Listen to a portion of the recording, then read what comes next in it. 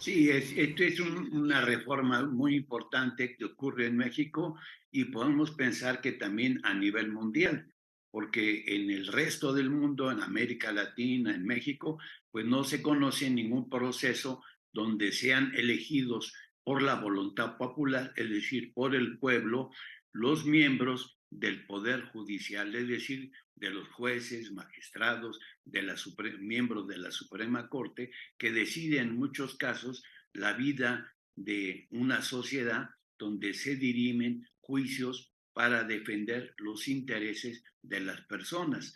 En el caso de México, muy particularmente, ha habido una gran corrupción en el sistema judicial y esta reforma que ha propuesto la presidenta Claudia Sheinbaum, pues pretende precisamente acabar con esa corrupción que predomina en el sistema judicial por parte de distintos jueces, no todos, pero un buen número de ellos, de jueces, magistrados, ¿sí? Que han hecho de esa actividad pues una forma de lucro. Entonces, terminar con esa situación y profundizar la democracia en México, la presidenta Claudia Sheinbaum ha considerado que hacer esta reforma donde las personas, el pueblo, los miembros de la sociedad mexicana decidan quiénes van a ser los jueces, pues se va a realizar este 1 de junio. Van a ir a las urnas, van a ir a votar por los distintos cargos que ahí se van a expresar en el sistema judicial. Incluso son situaciones también equilibradas donde hay determinados jueces que serán del sexo femenino y otros del sexo masculino. O sea, hay un equilibrio en ese sentido. La importancia de esto va a estar en que vaya un buen número de electores a votar. La oposición en México, sobre todo la oposición de la derecha, pues ha llamado a que no voten, a que la gente no acuda a un ejercicio democrático. Entonces entran en contradicción porque hablan de que no hay democracia y están llamando a no votar, a que no se ejerza el voto democrático. Esa es en buena medida la disputa que vamos a ver este 1 de junio y donde esperamos que acudan la mayoría de la gente. Claro está que muchos no tienen la posibilidad de ver quiénes son los aspirantes porque no tienen acceso al sistema de cómputo, por ejemplo, porque en el campo particularmente tal es la pobreza que hay en México que difícilmente se accede a ese tipo de medios electrónicos. Sí, evidentemente, yo creo que el asunto real es que salga masivamente la gente a votar.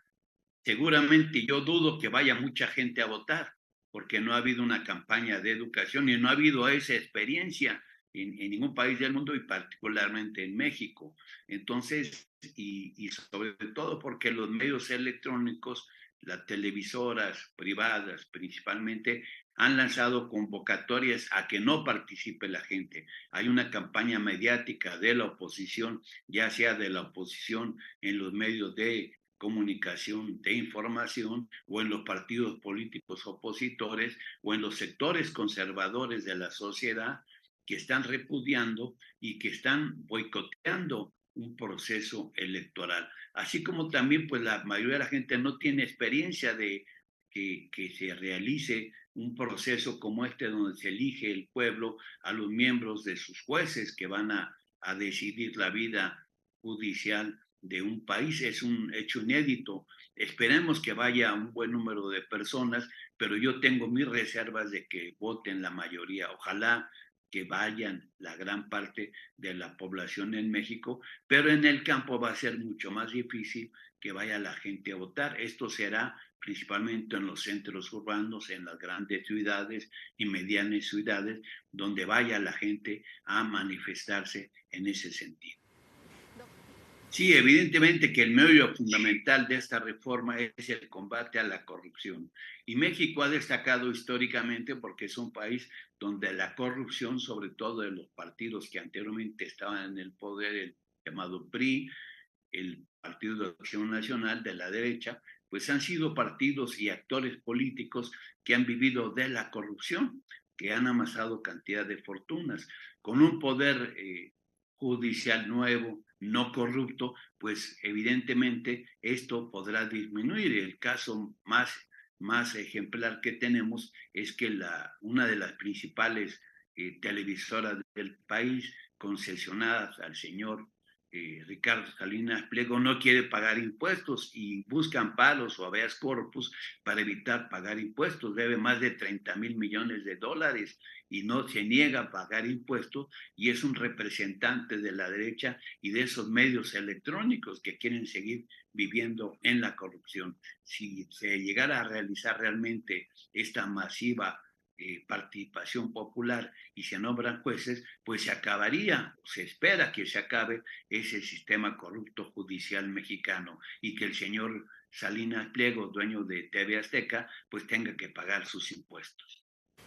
Doctor, otro tema que ha puesto también en análisis este proceso ha sido la capacidad que se tenga en materia de independencia entre el poder político y el poder judicial. ¿Su consideración en relación con lo propuesto con esta reforma?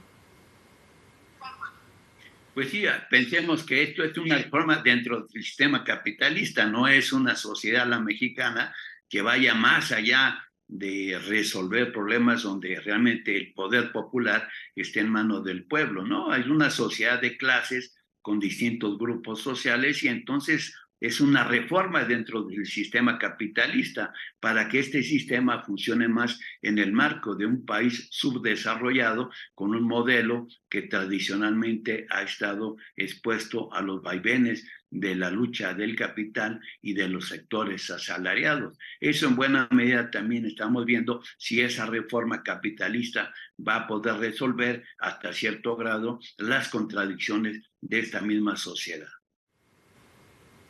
Teóricamente se trata de que sea un poder judicial mucho más democrático, mucho más incluyente y no excluyente, como tradicionalmente ha sido la lógica por los intereses de la corrupción que han predominado. Y decíamos, pues el elemento central es acabar con la corrupción, y si los nuevos jueces que llegaran, tanto hombres o mujeres, llegaran a ejercer los cargos de impartir la justicia, pues se trata de que estos no sean corruptos, que ese es el elemento central, aunque haya una votación democrática, pero si quedan de nueva cuenta elegidos los que son inmersos en esa lógica de la corrupción, pues el sistema va a seguir funcionando en esa lógica. Y eso no depende nada más de la votación popular, depende también de la ética de quienes sean los jueces nuevos que lleguen al Poder Judicial y que en esa medida pues resuelvan realmente con un criterio democrático y con un criterio anticorrupción.